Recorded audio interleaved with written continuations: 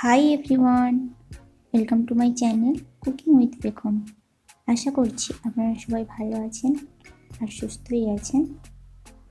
Cake খেতে কার না ভালো লাগে, আর সেই কেকটাই যদি বাড়িতে তৈরি হয় তাহলে তো আরোই সুন্দর হয়। তো আজ আমি কেকের একটা রেসিপি তৈরি করব। এই কেকটা খুব সহজ সরলভাবে বানানো যায় এবং ভীষণ টেস্টি হয়। তো চলুন দেখে নেওয়া যাক। প্রথমে আমি এখানে একটা বোলের মধ্যে সাদা তেল নিচ্ছি হাফ কাপ। এটা পরিমাপে 60 ml। এরপর ওই তেলের মধ্যে আমি 1 কাপ চিনি মিক্সিতে গুঁড়ো করে নিয়েছিলাম, এটা 200 গ্রাম। ওই চিনির গুঁড়োটা আমি সম্পূর্ণ ওই তেলের মধ্যে নিয়ে নেব।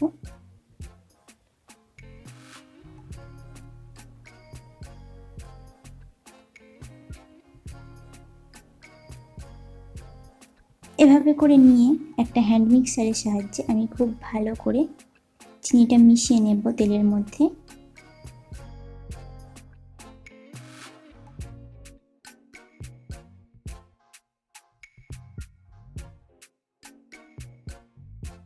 এরপর দিচ্ছি লিকুইড দুধ 1 কাপ 240 ml।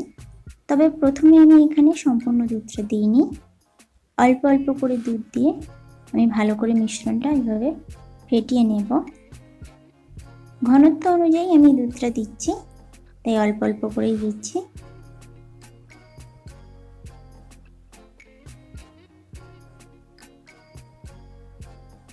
ওই হাফ কাপের বাকিটাও আমি এভাবে দিয়ে দিচ্ছি।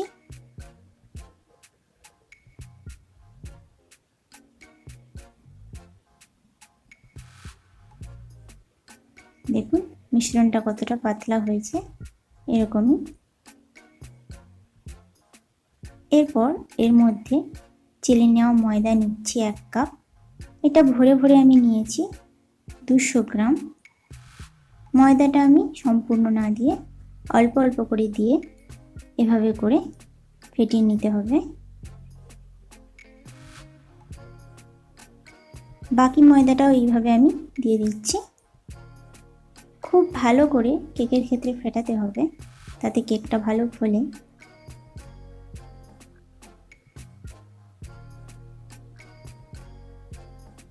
দেখুন মিশ্রণটা ঠিক এরকম হয়েছে।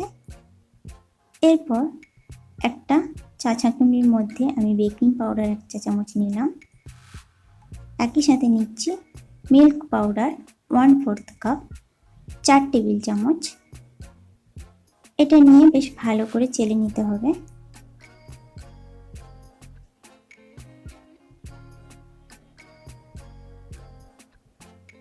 ওই বেকিং পাউডার আর গুঁড়ো দুধটা এরপর ভালো করে আমি মিশিয়ে নিচ্ছি।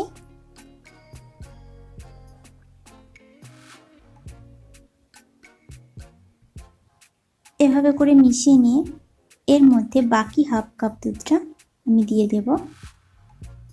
আর বলে রাখি, দুধটা এখানে আমি গরম করে অর্থাৎ ফুটিয়ে হালকা করে ঠান্ডা করে রেখেছিলাম, অর্থাৎ উষ্ণ গরম দুধটাই আমি দিচ্ছি।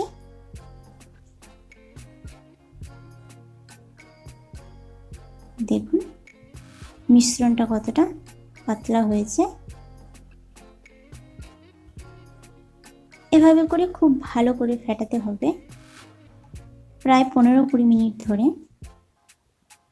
এরপর দিচ্ছি ভ্যানিলা এসেন্স 1 চা চামচ। ভ্যানিলা এসেন্সটা দিয়ে একইভাবে আমি মিশিয়ে নিচ্ছি। আর আমার চ্যানেলে যদি নতুন বন্ধু হয়ে থাকেন তাহলে অবশ্যই চ্যানেলটিকে লাইক, কমেন্ট, শেয়ার ও সাবস্ক্রাইব করে দেবেন। এভাবে মিশ্রণটা তৈরি করে এর মধ্যে দিচ্ছি কাজু 12টার মতো, আমন্ড 10টা ও কিশমিশ 20 পিস। আর এখানে বাদামগুলো আমি কুচি করে নিয়েছি এভাবে ছোট ছোট করে।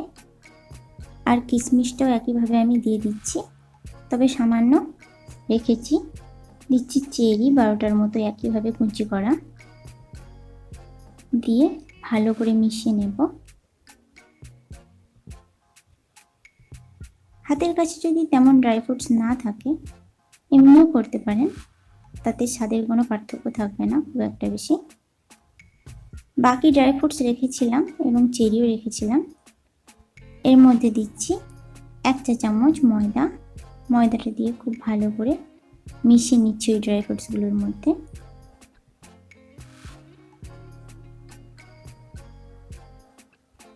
এভাবে করে মিশিয়ে নিলাম।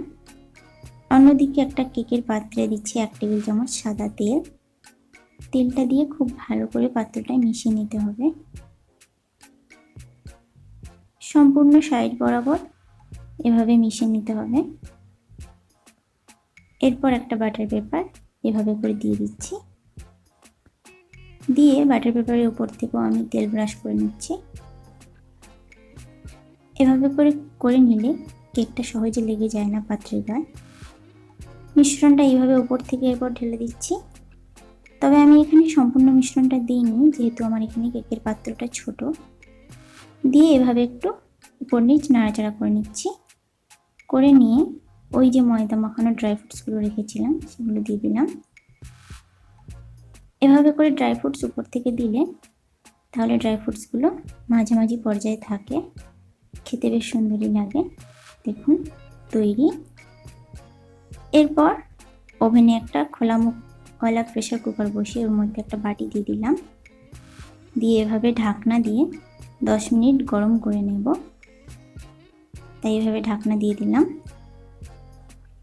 10 মিনিট পর এইভাবে ঢাকনাটা খুলে কেকের পাত্রটা বসিয়ে দেব। সাবধানে এইভাবে বসিয়ে দিচ্ছি। এভাবে করে দিয়ে আঁচটা কমিয়ে ঢাকনাটা দিয়ে দেব। প্রেসার কুকারে এখানে টুপিটা আমি খুলে নিয়েছি দেখুন। দিয়ে কেকটা বেকড হতে দেব। দেখুন 30 মিনিট পর আমি খুলেছি, কেকটা তৈরি। এভাবে করে টুথপিক দিয়ে দেখে নিচ্ছি কেকের ব্যাটার লেগে নেই। উপর থেকে গরম অবস্থাতেই সামান্য একটু সাজিয়ে দিচ্ছি। এটা নাও করতে পারেন, পছন্দ অনুযায়ী সাজাতে পারেন আপনারা।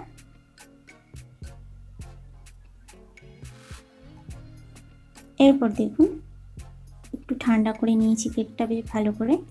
ঠান্ডা করে নিয়ে ছুরি দিয়ে সাইড বরাবর এইভাবে উঠিয়ে নিচ্ছি। উঠিয়ে নিয়ে উপর থেকে এভাবে প্লেট দিয়ে এভাবে করে সহজেই খুলে আসবে। দেখুন কেকটা কত সুন্দর হয়েছে। এই কেকের রেসিপিটা যদি ভালো লেগে থাকে তাহলে আপনারা অবশ্যই বাড়িতে বানাবেন, আর আমাকে কমেন্ট করে জানাতে তো একদম ভুলবেন না।